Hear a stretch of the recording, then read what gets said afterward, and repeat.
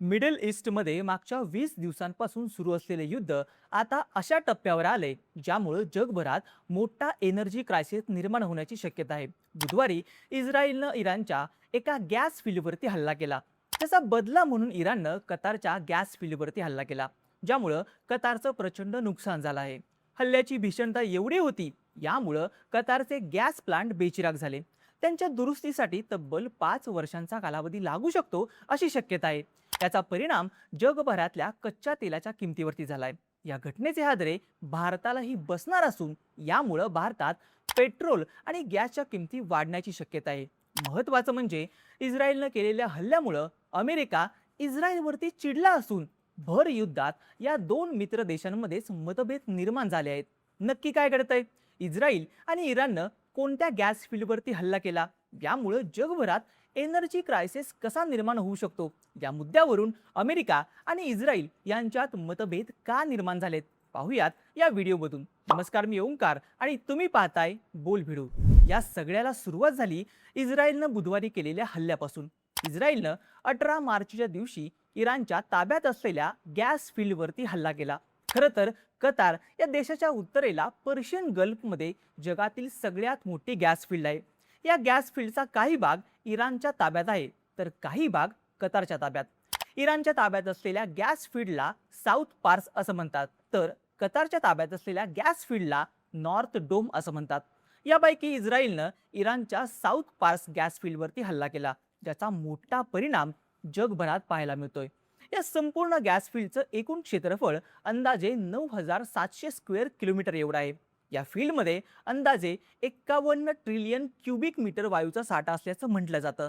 इराणच्या एकूण गॅस पुरवठ्यापैकी तब्बल 70 ते 80% गॅसचा पुरवठा इथूनच होतो.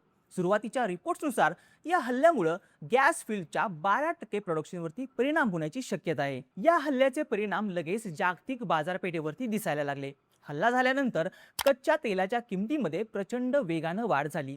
बेंड क्रूड ऑइलच्या किमती 5% वाढून प्रति बॅरल $105च्या पुढे पोहोचल्या. महत्त्वाचं म्हणजे या हल्ल्यामुळं अमेरिका सुद्धा हादरले. अमेरिकेचे अध्यक्ष डोनाल्ड ट्रम्प यांनी यावर स्पष्टीकरण देताना म्हटलं, त्यांना इस्रायलच्या या हल्ल्याची कोणतीही कल्पना नव्हती. इस्रायलनं अमेरिकेला विचारून हल्ला केला नाही. ट्रम्प म्हणाले ते याबाबत इस्रायलचे पंतप्रधान बेंजामिन नेतान्याहू यांच्याशी बोलले आहेत. मी नेतान्याहू यांना पुन्हा अशा प्रकारे हल्ला न करण्याचं सांगितलं असल्याचं ट्रम्प यांनी स्पष्ट केलं. पण इस्रायलच्या हल्ल्यामुळं इराणचं जे नुकसान झालं त्याचा बदला घेण्यासाठी इराणनं कतारच्या गॅस फील्डवरती हल्ला सुरू केला. इस्रायलच्या हल्ल्यानंतर इराणनं अवघ्या काही तासातच कतारच्या रास लफान इंडस्ट्रियल प्लांटवरती हल्ला केला. कतारच्या संरक्षण मंत्र्यांनी सांगितलं, इराणनं कतारच्या दिशेनं 5 बॅलिस्टिक मिसाइल्स टाकल्या होत्या. त्यापैकी 4 मिसाइल्स कतारनं रोखल्या, पण 1 मिसाइल रास रफान प्लांटवरती पडली. या हल्ल्यामुळं या प्लांटला मोठी आग लागली. कतार या प्लांटमधूनच मोठ्या प्रमाणात गॅसचं प्रोडक्शन करतो. यामुळं कतारचं प्रचंड नुकसान झालं आहे. या हल्ल्यामुळं कतारची 17% LNG निर्यातीची क्षमता संपुष्टात आली. कतारच्या 14 LNG ट्रेन्सपैकी 2 ट्रेन्सना याचा पूर्णपणे फटका बसला आहे. या हल्ल्यात प्लांटच्या पायाभूत सुविधांना जे नुकसान झालं त्यानंतर प्लांट दुरुस्त करण्यासाठी आणि LNG प्रोडक्शन नॉर्मल करण्यासाठी कमीत कमी 3 ते 5 वर्षांचा कालावधी लागू शकतो. या हल्ल्यामुळं कतारला वर्षाला तब्बल $20 बिलियन तोटा होण्याची शक्यता आहे, असं कतार एनर्जीचे मुख्य कार्यकारी अधिकारी साद अल काबी यांनी सांगितलं. इराणच्या या हल्ल्यावर अमेरिकेचे अध्यक्ष डोनाल्ड ट्रम्प यांनीही प्रतिक्रिया दिली. ट्रम्प म्हणाले, इस्रायल आता इराणच्या साऊथ पार्सवरती कोणताही हल्ला करणार नाही, पण इराणनं सुद्धा कतारच्या गॅस प्लांटवरती हल्ला करायचा नाहीये. इराण जर पुन्हा हल्ला केला तर अमेरिका साऊथ पार्स गॅस फील्डला पूर्णपणे उघडून टाकेल, असा इशारा डोनाल्ड ट्रम्प यांनी दिला. आता या दोन्ही हल्ल्याचा परिणाम जगाच्या गॅस पुरवठ्यावरती कसा झालाय, यामुळं भारतासह जगभरात एनर्जी क्रायसिस कसा निर्माण होऊ शकतो ते बघूयात. इराणनं कतारच्या ज्या रास लपाट इंडस्ट्रियल प्लांटवरती हल्ला केला, हा प्लांट जगातील सगळ्यात मोठा LNG निर्यातीचं केंद्र आहे. इथूनच दरवर्षी 77 ते 80 मिलियन टन LNG निर्यात केला जातो. हे जागतिक LNG व्यापाराच्या अंदाजे 20% इतका आहे. त्यामुळं आता इथं जे काही नुकसान झालं याचा परिणाम म्हणजे आशिया आणि युरोप सारख्या मोठ्या बाजारपेठांमध्ये गॅसची टंचाई निर्माण होऊ शकते. रॉयटरच्या रिपोर्टनुसार या हल्ल्यानंतर सरकारी मालकीच्या कतार एनर्जीला इटली, बेल्जियम, दक्षिण कोरिया आणि चीनला केल्या जाणाऱ्या LNG पुरवठ्याचे दीर्घकालीन करार स्थगित करावे लागू शकतात. हल्ल्यात कंपनीचे 2 गॅस प्रोसेसिंग युनिट्स खराब झाल्यामुळे कतारकडून या देशांना होणारा गॅस पुरवठा विस्कळीत होऊ शकतो. कतारच्या या LNG प्लांट्समध्ये अमेरिकेची मोठी तेल कंपनी एक्झॉन मोबिलची प्रचंड गुंतवणूक आहे. कतारच्या S4 प्रकल्पात या कंपनीची 34% तर S6 प्रकल्पात 30% भागीदारी आहे. म्हणजेच या हल्ल्यामुळे अमेरिकेच्या सगळ्यात मोठ्या तेल कंपनीला थेट आर्थिक नुकसान सहन करावं लागणार आहे. या हल्ल्याचे परिणाम भारताच्या गॅस पुरवठ्यावरती होण्याची शक्यता आहे. वाणिज्य मंत्रालयाच्या आकडेवारीनुसार भारताच्या एकूण LNG आयातीमध्ये कतारचा वाटा जवळपास निम्मा आहे. 2024 मध्ये भारतानं अंदाजे 27.8 मिलियन मेट्रिक टन LNG आयात केला होता. यापैकी कतारनं 11.30 मेट्रिक टन म्हणजे जवळपास 47% LNG पुरवला होता.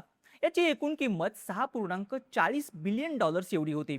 यावरून भारत हा एनर्जी सप्लायसाठी कतारवरती किती मोठ्या प्रमाणावर अवलंबून आहे हे लक्षात येतं. यामुळे कतारच्या प्लांटचा नुकसान झालं तर त्याचा मोठा फटका भारतालाही बसणार आहे. या हल्ल्याचा परिणाम फक्त LNG पुरता मर्यादित नाहीये. कतारमधून येणाऱ्या इतर प्रोडक्ट्सवरतीही याचा परिणाम झाला आहे. आता रिफायनरीजमध्ये पेट्रोल आणि डिझेलच्या निर्मितीसाठी वापरल्या जाणाऱ्या कंडेन्सेटच्या निर्यातीत 24% घट होण्याची अपेक्षा आहे. याशिवाय LPGच्या पुरवठ्यातही 13% कपात होण्याची शक्यता आहे. इकडं इस्रायलनं इराणच्या गॅस फील्डवरती जो हल्ला केला याचा मोठा परिणाम इराणवरती होणार आहे. इराण हा देश वीज निर्मितीसाठी नैसर्गिक वायूवर मोठ्या प्रमाणावर अवलंबून आहे. अमेरिका, चीन आणि रशियानंतर इराण हा जगातील सगळ्यात मोठा चौथा गॅसचा मोठा ग्राहक आहे. APच्या रिपोर्टनुसार इस्रायलनं साऊथ पार्स या गॅस फील्डमधल्या अशा प्लांटचा टार्गेट केलं जो प्लांट इराण मागच्या 20 वर्षापासून डेव्हलप करत होता. हा प्लांट जवळपास पूर्ण झाला होता, पण आता इस्रायलनं त्यावरच हल्ला केला. इराण जवळपास 6.6 मिलियन टन नॅचरल गॅसची निर्यातही करतो. या हल्ल्यामुळं या निर्यातीलाही फटका बसणार आहे. अशा प्रकारे या दोन्ही हल्ल्यामुळे जागतिक गॅसच्या पुरवठ्यावरती परिणाम होईल असं म्हटलं जातंय. या घटनेनंतर मिडल ईस्ट रिजन मधला तणाव आणखीन वाढला आहे. इराणनं इशारा दिला आहे की तो कतार सोबतच सौदी अरेबिया, UAE आणि कुवेत मधल्या प्रमुख तेल आणि गॅस प्रकल्पांना टार्गेट करू शकतो. यानंतर सौदी अरेबियाच्या रियादमध्येही स्फोट झाल्याच्या बातम्या आल्या. त्यामुळं हे युद्ध आता धोकादायक वळणावर जात असल्याचं दिसतंय. या सगळ्यामुळं अमेरिकेची चिंता वाढली आहे. अमेरिकेनं म्हटलंय इस्रायल पुन्हा इराणच्या गॅस प्लांटवरती हल्ला करणार नाहीये, पण इस्रायलकडून अजून यावर कोणतीही प्रतिक्रिया आलेली नाहीये. त्यामुळे अमेरिका आणि इस्रायल यांच्यातच मतभेद निर्माण होत आहेत का असं देखील बोललं जातंय. एकूणच इस्रायलनं इराणच्या साऊथ पार्स गॅस फील्डवरती हल्ला केला. याचा बदला म्हणून इराणनं कतारच्या गॅस प्लांट बेचिराख करून टाकला आणि याचे मोठे परिणाम जगभरात दिसणार आहेत. बाकी तुम्हाला या सगळ्याबाबत नेमकं काय वाटतं? या युद्धात आता मिडल ईस्ट मधल्या आणखीन कोणत्या एनर्जी प्लांट्सवरती हल्ले होतील? तुमचं मत आणि प्रतिक्रिया मला कमेंट करून नक्की सांगा. आणि अशाच माहितीपूर्ण व्हिडिओसाठी बोल बिडूच्या YouTube चॅनलला सबस्क्राईब करायला विसरू नका.